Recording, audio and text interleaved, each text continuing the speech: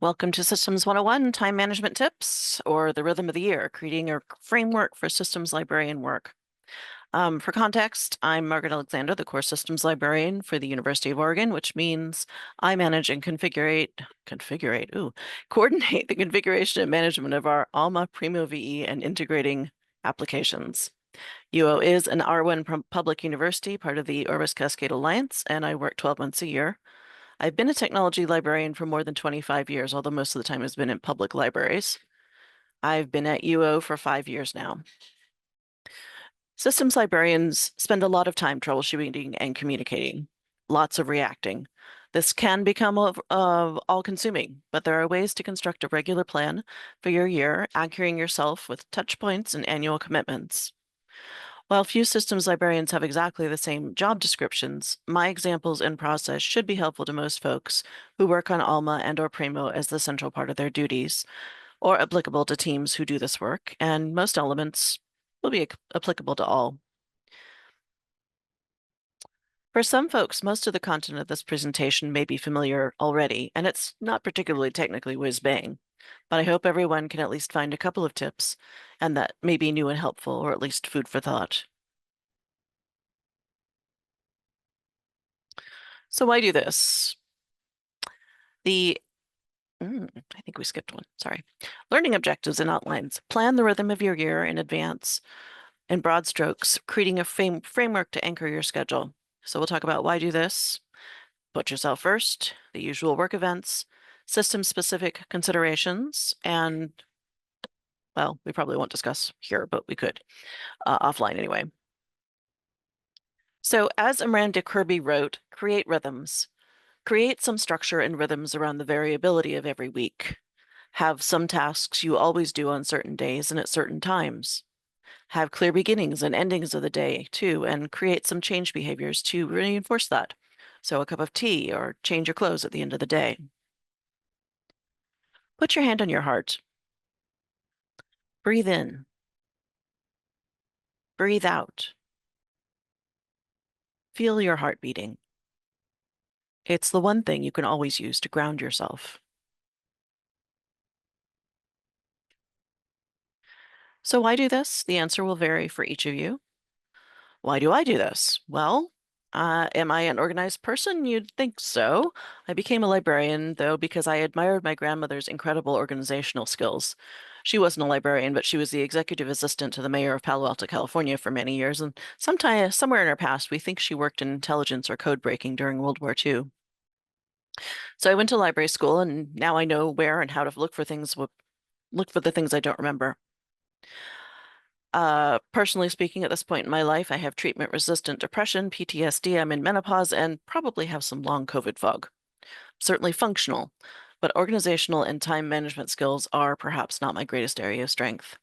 If you're like me, you're constantly searching for new and exciting ways to get organized. Are you an organizational whiz?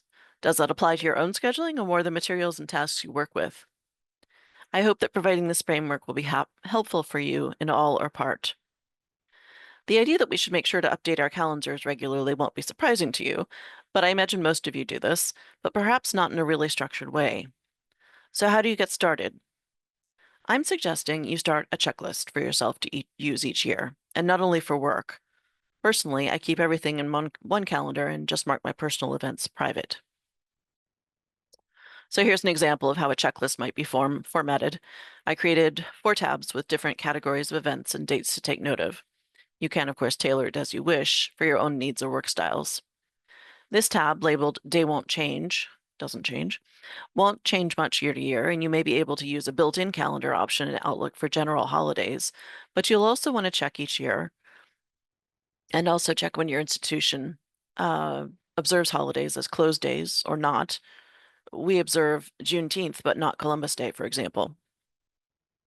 This will also include personal recurring dates, such as birthdays. I want to note that I heavily use color coding in my calendar for at-a-glance finding of kinds of appointments and events.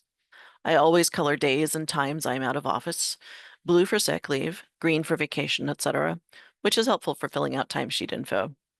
I'm also assiduous in noting working on campus or at home. And color coding work to show a general idea of how many hours a week I spend on my core duties, orange, scholarship, purple, and service, pink, since my position description gives percentages of time for each. So I generally need to stay aware of where I'm using my time. And then, of course, put yourself first. It's really easy to not make time for yourself when you work full time, and even more so if you have kids or pets. I know you've all heard how important it is to do this. Fill your own cup before filling others, put on your own oxygen mask before helping your child. Don't burn yourself out. Make sure you actually schedule time on your calendar for this. You will, of course, have to decide what this looks like. So, for example, make sure your important anniversaries and celebrations are in your calendar, and not so cryptically that you have no idea what you meant later. Yes, I'm speaking from experience. Either request leave at the point you put it on the calendar if you want to take leave, or note on the calendar that you have not yet requested or notified of leave. Do you have hobbies that have regular events? I play with a Society for Creative Anachronism, in other words, the Middle Ages as it should have been. And there are weekly crafting nights, monthly council meetings, and really events somewhere any weekend of the year if you want to go. I focus on just a few of those, but I do make sure I know when they're going to be. Consider making time to take a vacation or two. You may not be able to pin down specifics at the beginning of the year, but you can keep it on your to-do list. Is it selfish to schedule this? No, it's selfish not to, in fact. Even if you can't afford to do anything expensive, plan downtime for yourself away from work, doing things you enjoy. It might also be a project vacation. Maybe this is the year you rebuild the deck or paint the bathroom. Actually, schedule time to exercise. Maybe it's as simple as walking the dog. Maybe you go to the gym regularly. Maybe you train for marathons. I garden, but that's more of a broad stroke scheduling than specific times and dates, or at least more dependent on frost dates and weather, and scheduled according to whether the sun is shining. Although in Oregon, we usually garden in the rain too. What doctor's appointments do you need to schedule? Annual general exam, dentist, eye doctor, mammogram or prostate, skin checks for melanoma, and at a certain age, colonoscopies. Yay. I also always put a lunch period marked busy into my calendar for each day. It doesn't always work, but it usually ensures that there is some point in the middle of the day when I'll be able to eat something. I get cranky if I don't eat. And of course, the usual occasions or events, which I call the academic year in my checklist. You probably already have the usual recurring meetings set in your calendar, although you might want to check none are set to end before they should. Semesters, quarters, and weeks of each term can be helpful to have in your calendar. For systems, often school breaks are the best time to do major or disruptive implementations. If you're not 12-month, of course, note when your breaks start and end, and keep a list of what to remember to do at the beginning and end of each work year. Fiscal year end for your institution is also helpful.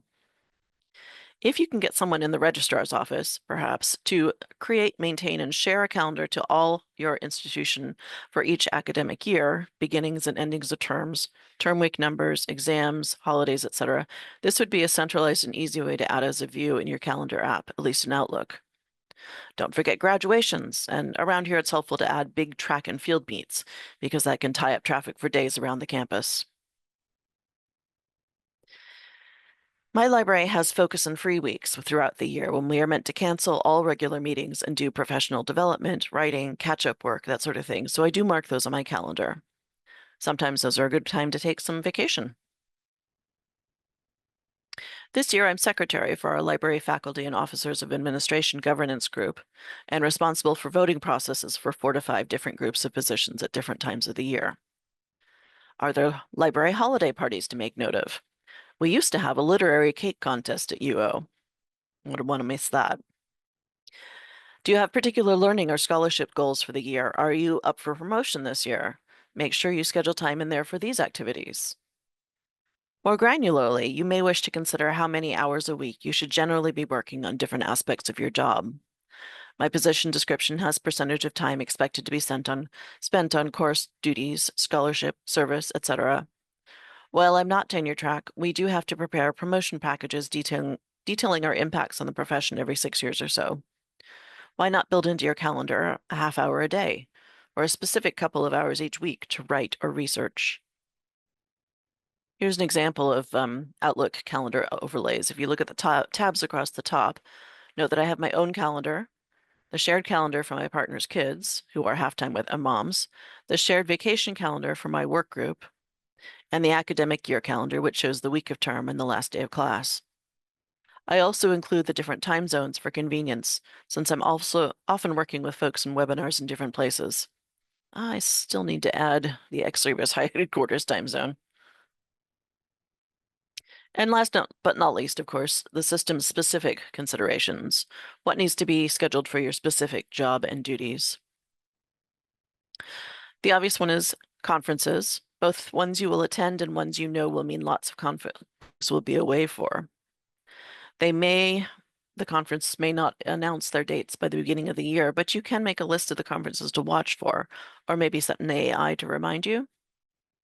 When are the Alma Primo release dates? Get them on your calendar with a note to test them as soon as you can after, but also set reminders in your calendar for sharing release notes with your systems team, and then share with all colleagues the Wednesday or so before the release date. That should be fine for bug fix releases, but also make sure to set extra time to prepare for the quarterly feature releases. Block off time in your calendar for testing and decision making for new options or default changes that need more attention and/or training. Mark at least the general timeframes for enhancement processes. Set meeting times to discuss with your team and to submit votes if you are that person. Consider ancillary software you may work with. Is there an upgrade announced for which you need to block time? Are there end-of-life products that you'll need to be ready to replace? Don't forget financial rollovers and iPads reports.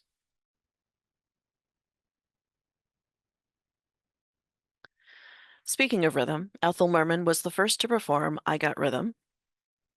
You know, I Got Rhythm. Who could ask for anything more?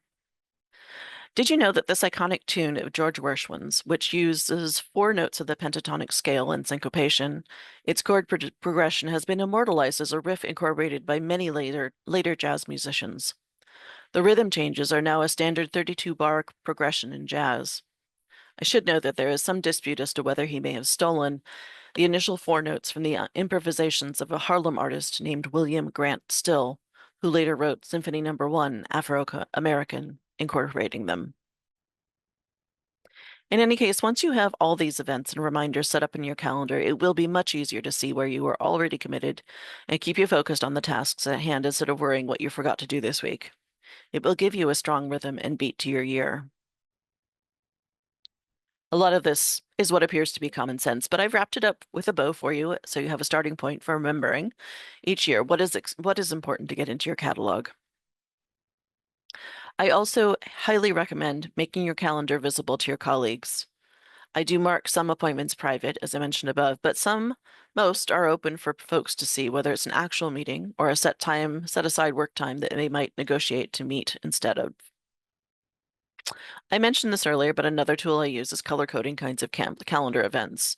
My private events, such as leave and sick periods, are blue and green. This makes it easy to check my timesheet at the end of each month. The work that I do contributes to core duties, scholarship, and service in all different colors to help me estimate if I'm generally doing about the right percentage each week, but also to help me review for promotion and CV updates. Do I do this perfectly and completely? Absolutely not.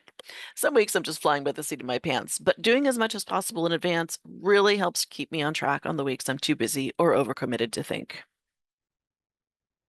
Put your hand on your heart. Breathe in. Breathe out. Feel your heart beating. It's the one thing you can use to ground yourself. Thank you.